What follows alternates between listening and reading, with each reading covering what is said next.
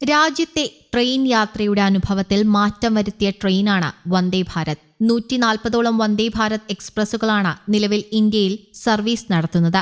വൈകാതെ സ്ലീപ്പർ കോച്ചുകളുള്ള വന്ദേ ഭാരത് എത്തുമെന്നാണ് വിവരം. മാത്രമല്ല, കശ്മീർ താഴ്വരയെ കൂടി ബന്ധിപ്പിക്കുന്ന വന്ദേ ഭാരതും വരാൻ പോവുകയാണ്. എന്നാൽ ട്രെയിനിൽ സഞ്ചരിക്കുമ്പോൾ നിങ്ങൾ എല്ലാവരും ശ്രദ്ധിച്ചിട്ടുള്ള ഒരു കാര്യമായിരിക്കും കമ്പാർട്ട്മെന്റിന്റെ വശങ്ങളിൽ കാണുന്ന ചങ്ങല.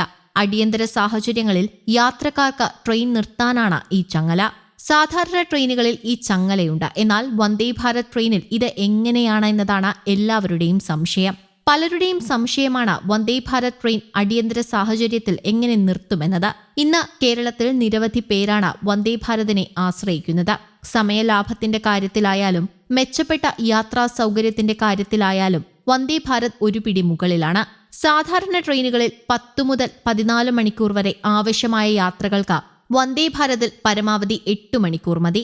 അപ്പോൾ അത്തരം വന്ദേ ഭാരത് അടിയന്തര സാഹചര്യങ്ങളിൽ എങ്ങനെ നിർത്തണമെന്ന് പലർക്കും അറിയില്ല.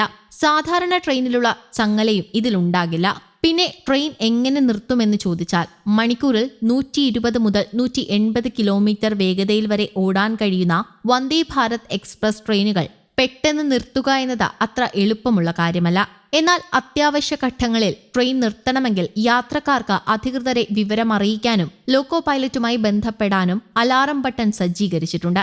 ഏറ്റവും അത്യാവശ്യ ഘട്ടങ്ങളിൽ മാത്രമേ ഇത് ഉപയോഗിക്കാൻ പാടുള്ളൂ. അലാറം ഘടിപ്പിച്ചിരിക്കുന്ന സ്ഥലത്ത് ഒരു ക്യാമറയും മൈക്കുമുണ്ട്. അലാറം മുഴക്കിയാൽ ലോക്കോ പൈലറ്റിന് നിങ്ങളെ കാണാനും സംസാരിക്കാനും കഴിയും. അടിയന്തര സാഹചര്യമാണെന്ന് ലോക്കോ പൈലറ്റിന് ബോധ്യപ്പെട്ടാൽ ട്രെയിൻ നിർത്തും. അനാവശ്യമായി അലാറം മുഴക്കുന്നവർക്കെതിരെ ഇന്ത്യൻ റെയിൽവേ കടുത്ത നടപടി സ്വീകരിക്കുകയും ചെയ്യും. അതേസമയം ന്യൂഡൽഹിയിൽ നിന്ന് പട്നയിലേക്കുള്ള വന്ദേ ഭാരത് എക്സ്പ്രസ് മാർച്ച് 20 വരെ സർവീസ് നടത്തും. പട്നയിൽ നിന്ന് ന്യൂഡൽഹിയിലേക്കുള്ള വന്ദേ ഭാരത് എക്സ്പ്രസ് മാർച്ച് 9 മുതൽ 21 വരെ സർവീസ് നടത്തും. എന്നാൽ തിങ്കൾ ചൊവ്വ ദിവസങ്ങളിൽ സർവീസ് ഉണ്ടാകില്ല. മാർച്ച് 6 മുതൽ ഈ ട്രെയിനു വേണ്ടിയുള്ള ടിക്കറ്റ് ബുക്കിംഗ് ആരംഭിച്ചു കഴിഞ്ഞു. ഇന്ത്യൻ റെയിൽവേയുടെ എല്ലാ പ്ലാറ്റ്ഫോമുകളിലും ടിക്കറ്റ് ലഭ്യമാണ്. ന്യൂഡൽഹി പട്ന ട്രെയിൻ നമ്പർ 02436 ആണ്. പട്ന ന്യൂഡൽഹിയിൽ വന്ദേ ഭാരതിന്റെ നമ്പർ 02435 ആണ്.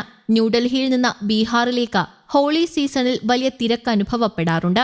ഏറ്റവും ദൈർഘ്യമേറിയ റൂട്ടാണിത്. 1000 കിലോമീറ്ററിലധികം യാത്രയുണ്ട്. 12 മണിക്കൂർ കൊണ്ടാണ് വന്ദേ ഭാരത് ഈ സർവീസ് പൂർത്തിയാക്കുക.